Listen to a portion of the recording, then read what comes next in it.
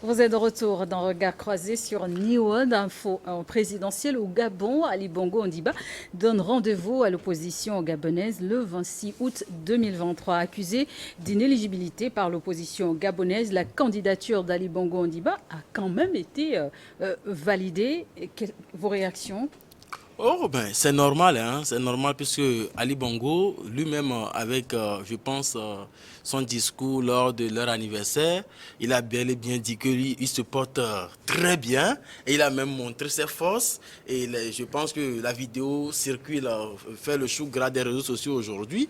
Et ce que moi je regrette, c'est pour certains chefs d'État, surtout africains, qui ne pensent pas à la vie après la présidence. Vous savez, c'est normal que Ali Bongo peut se représenter, puisque nous sommes en Afrique et deux mandats, trois mandats, quatre mandats, ça ne fait rien en Afrique. On parle de la démocratie, c'est vrai que ceux-là que nous prenons comme les plus grands démocrates ne font pas, ne donnent pas beaucoup d'exemples sur ce terrain. Mais Ali Bongo, ce que moi je regrette, c'est sa santé. Il vient en 2018, il avait fait une chute avec l'AVC et aujourd'hui, il se dit qu'il se porte très bien. Et entre-temps, quand il avait fait l'AVC, il avait voulu placer son fils qu'il a nommé directeur de cabinet et c'était lui, tout le monde se focalisait sur lui et on pensait que c'est lui qui va faire l'affaire. Maintenant, quand il reprend la forme, ce n'est pas, je ne sais pas comment le dire, ce n'est pas une occasion d'aller se présenter également. Et moi, j'ai l'impression qu'il veut mourir au pouvoir comme son père. Parce que son père, il a fait plus de 40 ans au pouvoir. Et c'est en 2009, quand il est décédé, que lui, il est venu. Et lui aussi, il veut suivre le pas de son père. Et ça, c'est vraiment regrettable. Quand on voit la politique gabonaise aujourd'hui, mais Ali Bongo va battre à plat couture. Et c'est normal parce que l'opposition est divisée. L'opposition ne fait pas poids devant Ali Bongo. Mais sa santé, sa famille, qu'est-ce que sa famille représente pour lui? Il peut se consacrer à sa famille. C'est de ça qu'il est question. Mais aller se représenter également, il va jusqu'à sourire à la population et dire non, que moi je suis en bonne santé. Ceux qui disent que je ne suis pas en bonne santé, mais ils ont tout faux. Mais ce n'est pas ça. Ce n'est pas en fait ce que les gens disent qui est important. Mais ce que toi-même tu représentes pour ta famille, c'est ça qui est très important selon moi. Le PDG, le parti au pouvoir, a validé, investi à nouveau le président Ali Bongo pour en vue de la présidentielle de 2023 après deux mandats. Quelle est votre réaction? Ben, je pense que le PDG pense qu'il est le candidat naturel de leur parti. Depuis longtemps, il le pistonnait pour qu'il déclare sa candidature. Après, Ali Bongo a essayé de faire le tour du Gabon pour rassurer ses militants qu'il est en bonne santé. Il a même fait un voyage ici au Togo. Oui. Il a visité plein de sites ici. Donc, c'est pour montrer, contrairement aux images véhiculées sur les réseaux sociaux, qu'il allait bien. Bon, après, les délais pour les candidatures, c'est, je pense, jusqu'au 11 juillet. Dans les dossiers de candidature, généralement, il y a le certificat médical. Donc, il y a un médecin assermenté qui atteste que vous avez les capacités pour pouvoir être candidat et diriger éventuellement. Donc, si, à mon avis, s'il remplit toutes ces conditions-là, rien n'empêche, surtout à partir du moment où dans son parti politique, on ne lui a pas trouvé un remplaçant. On pense que il reste le joker et c'est lui qui peut ramener la victoire. Donc, même si il a été un peu atteint par l'AVC. Aujourd'hui, il se tient debout et il se dit capable, en tout cas son parti pense qu'il est capable donc de diriger, la positionner. Qu'est-ce qu'on peut dire? Il faut miser sur le cheval gagnant. Si ce n'est que lui qui peut faire remporter cette élection ou ces élections qui seront couplées d'ailleurs, c'est tout à fait normal. Mais après, il a 64 ans, il n'est pas vieux, il n'est pas aussi vieux. Il est relativement jeune, sauf qu'il y a eu cette maladie-là qui a failli le rendre invalide.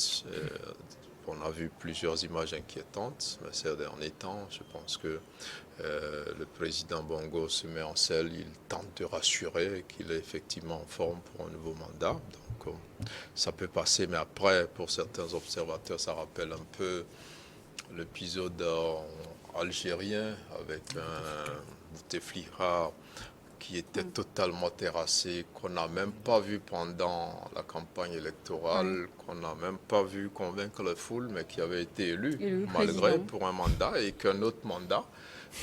Après, dans le cas Ali Bongo, c'est important pour les Gabonais de s'assurer que le président a toutes les facultés, qu'il se porte bien. Voilà, de Bouteflika, c'est un candidat qui a tenu quand même à faire une tournée au Gabon, qui s'est amusé avec ses militants, il a dansé, il a fait tout ce qu'il pouvait pour les rassurer. Bon, après, on attend de voir si du côté de l'opposition, ils sont aussi bien organisés pour essayer de faire barrage au joker du Justement, avant d'aborder l'opposition gabonaise, au risque d'un convie, Ali Bongo, c'est d'abord un premier mandat de 7 ans, un deuxième de 5 ans. Après, comment se porte aujourd'hui le Gabon? Alors, comment se porte le Gabon? Je me dis que le Gabon, un peu comme plusieurs pays africains, et encore que même là, quand je dis ça, mettons que je suis flexible, parce qu'après le Gabon, c'est le pays qui aurait... alors si je dois faire un comparatif avec, par exemple, le Qatar, le Gabon, c'est un vaste territoire avec... pas beaucoup d'habitants, mais énormément de richesses. Et quand vous voyez les niveaux de développement, les infrastructures, ce qui aurait pu être fait dans ce pays et que vous comparez à ce qu'a pu en faire, par exemple, des Émirats, qui parfois... le Qatar, c'est des pêcheurs de crustacés à la base. C'est ça le Qatar, c'est des pêcheurs de crustacés. Et ils sont tombés sur le pétrole, le gaz. Ils sont déjà en train d'envisager la fin du pétrole et du gaz. Vous prenez un pays comme, alors même encore que même là c'est pas un exemple en termes de gestion et ainsi de suite, mais en termes d'infrastructure, si vous prenez la Guinée équatoriale à côté, voilà quoi. Il y a des choses qui sont choquantes parce que le Gabon n'a strictement à rougir de rien. C'est comme si on déposait quelqu'un sur un monticule de richesses, d'or, de diamants et ainsi de suite. C'est un pays qui a tout, en termes de culture, en termes de diversité, en termes de diversité, de richesse. Mais c'est un pays qui n'a rien à envier à qui que ce soit. Mais malheureusement, c'est comme Bongo Père a dit, Dieu ne nous a pas donné la permission de faire ce que nous avons fait de ce pays. Et je pense que c'est largement éloquent. Maintenant, après, en ce qui concerne les élections, je trouve que c'est très récurrent en Afrique aussi. Et pour moi, c'est une espèce de prise d'otage. Et malheureusement, on a des chiffres qui n'essayent pas de mettre en exergue les abstentions et les inscriptions de la jeunesse au niveau des élections.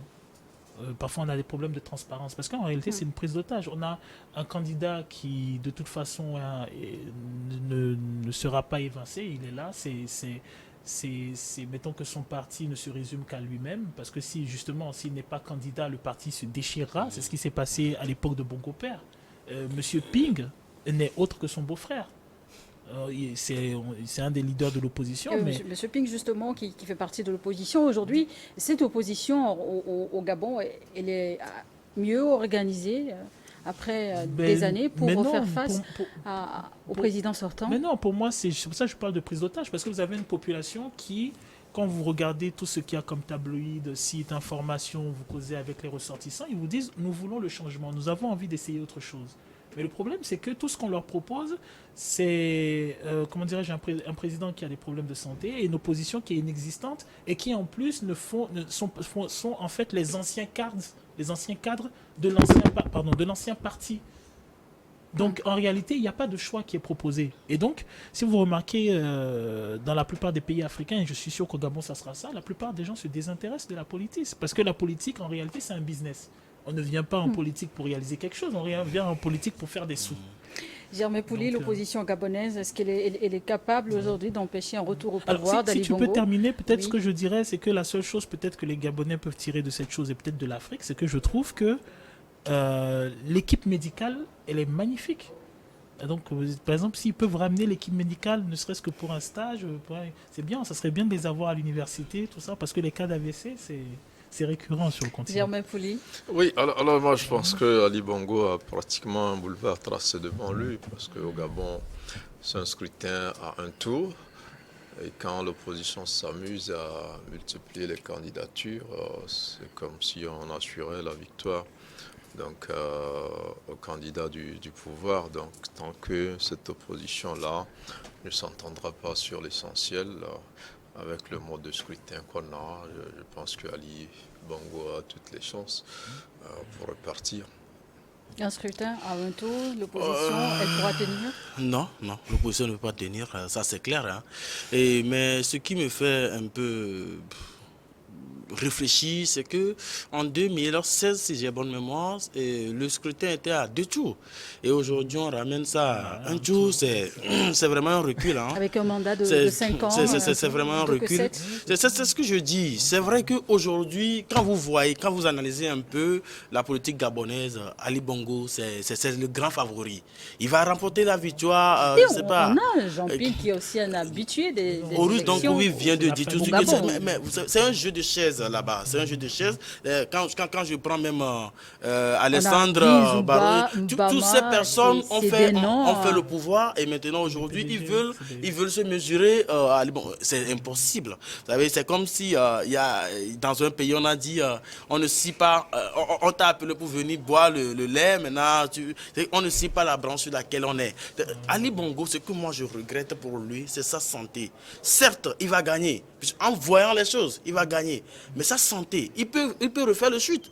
Il peut refaire ça. Parce que, l'exemple que Germain vient de donner concernant le président, c'est un exemple tellement typique. C'est un exemple tellement typique. Et c'est vraiment regrettable pour les chefs d'État africains. Moi, s'il y a un message que je peux adresser à ces chefs d'État, c'est qu'il y a une vie après la présidence. Mais après aussi, l'opposition, quand on veut un changement à la tête du pays, c'est aussi à l'opposition de jouer. Oui, mais après la réalité des choses, c'est qu'est-ce qu'on entend par opposition. Le problème en Afrique, c'est que lorsque vous avez des gens qui créent des partis d'opposition, ils font exactement la réplique de ceux dont ils viennent de sortir. C'est-à-dire, vous avez un parti, vous avez un homme qui incarne le parti et il n'y a plus rien qui existe autour de lui. Vous voyez les partis politiques d'opposition en Afrique, c'est exactement la même chose. Lorsque vous avez un gars qui crée un parti, tout le parti ne se résume qu'à lui. Il n'y a strictement aucun débat et au final, le parti ne subsiste que grâce à la... comment dirais-je, au consensus qu'il y a autour de sa candidature. Et c'est le cas du PDG. Lorsque Bongo Père est décédé, ben, le parti s'est fractionné. Tous ceux les gens, tous les cadres, ces personnes qui sont de l'opposition sont des anciens cadres du PDG. Là, par exemple, pour le cas d'Ali Bongo, c'est la même chose. C'est-à-dire, même en supposant qu'il veuille... C'est ça le drame de l'histoire. Même en supposant qu'il veuille laisser le pouvoir, il ne le peut pas. Parce que s'il le fait, son parti vole en éclats. Qui va suivre? Donc il est le seul qui arrive à faire consensus. L'alternance à la tête des partis politiques en Afrique, c'est difficile à obtenir. Oui, c'est difficile, même dans les partis d'opposition qui aspirent à prendre le pouvoir, c'est difficile déjà de faire la petite alternance. Après, je crois que le pouvoir a ça d'accrocheur, hein, c'est difficile d'abandonner le pouvoir, même dans des pays où c'est limité. On a vu en Allemagne avec Merkel qui était pratiquement contrainte de laisser. On voit en France le Sarkozy tenter de revenir. Donc c'est dire que c'est difficile de laisser le pouvoir. Après, l'alternance... Marine Le Pen, l'alternance, aujourd'hui, c'est l'opposition dans les pays africains qui veulent assimiler l'alternance à la démocratie. Alors que c'est deux choses différentes. C'est-à-dire qu'on donne l'impression que tant que l'opposition n'est pas venue au pouvoir, il n'y a pas de démocratie dans le pays. Donc c'est une fausse idée de la démocratie. L'alternance, c'est l'opposition qui doit être capable de la faire. Et lorsqu'elle est incapable de la faire, elle doit cesser de décrire le système comme s'il n'est pas démocratique. C'est-à-dire que nous sommes dans des pays où quand l'opposition ne vient pas au pouvoir, c'est comme on dit, il n'y a pas d'alternance. Et on assimile l'alternance à la démocratie. On est en train de dire, il n'y a pas de démocratie, c'est pour ça que l'opposition ne vient pas au pouvoir. Non, alors que nous avons des opposants incapables. Maintenant, après, quand un président, si Ali Bongo, par exemple, on dit qu'il n'est pas bien portant, quelqu'un du PDG est candidat, il n'y a pas alternance. Si quelqu'un d'autre du PDG gagne l'élection, il qu'il n'y a pas alternance. À partir du moment où c'est le même parti qui est au pouvoir, Qui est au pouvoir. ce n'est plus Ali Bongo, ce ne serait plus Ali Bongo, mais C'est il n'y a quelqu'un pas eu d'autre. alternance, même s'il y a une nouvelle tête à la tête du pays, tant que le parti n'a pas été renversé à l'issue de l'élection. Donc après, moi, je pense que nous sommes en face d'une certaine opposition dans plusieurs pays qui n'ont pas réussi à faire l'alternance et qui vantent l'alternance comme la démocratie. On vous dit qu'il n'y a pas d'alternance dans ce pays. C'est comme on veut dire qu'il n'y a pas de démocratie. Alors que voilà des opposants qui s'emploient à maintenir même les partis qui sont au pouvoir Pour parce conclure, que rapidement, ils font il tout. reste une Pour minute. nuancer ce qu'il a, Voilà. pour nuancer ce qu'il est en train de dire, je pense que le problème, c'est que quand les partis, dans le parti, je parle dans le parti politique, Oui. on n'arrive pas à faire cette alternance-là, c'est ça qui cause des problèmes. Maintenant, l'autre problème, c'est que il faut aussi voir la carrure de la personne. Il faut aussi voir la personnalité. Est-ce que celui-là Du qu'on va leader mettre... du parti? Du parti. Celui-là qu'on va mettre au-dessus, qui va diriger le parti. Est-ce que cette personne a cette carrure-là pour pouvoir fédérer tout le monde, pour pouvoir rassembler tout le monde? Il y a cela aussi. Il y a certaines personnes qui n'arrivent pas à rassembler. Ils n'ont pas des propos rassembleurs. Il y a une question de Alors, leadership qui pose oui, problème. hein. Moi, ce que Germain dit est vrai, mais avec la précision importante que, à condition que le processus électoral soit intègre. Par exemple, effectivement, quand tu prends Benjamin Netanyahu en Israël, En Israël. mais je ne sais pas à quel mandat il est. Quand tu prends l'Allemagne, tu as cité Merkel. Mais ça, Merkel, c'est rien. Mais au c'est Japon, intègre. il y a eu 40 ans sans Ouais, c'est intègre, alternance. voilà. Shinzo Abe qui arrive, personne. Voilà, non. mais maintenant Oui. le processus, Après 40 ans. Oui, électoral, c'est 40 ans. on s'entend tous sur une certaine intégrité du processus électoral. En Électoral. Afrique, dans la plupart des pays, mais justement, il y a une friction au niveau de la chose électorale. Et c'est là où ça blesse. Oui, mais- Sinon, je suis d'accord avec mais toi, mais à parfois, condition Merci. qu'il y ait Merci. une impartialité. Merci à tous pour vos éléments de réponse. On va marquer une courte pause pour amorcer la dernière partie de Regard croisé du jour.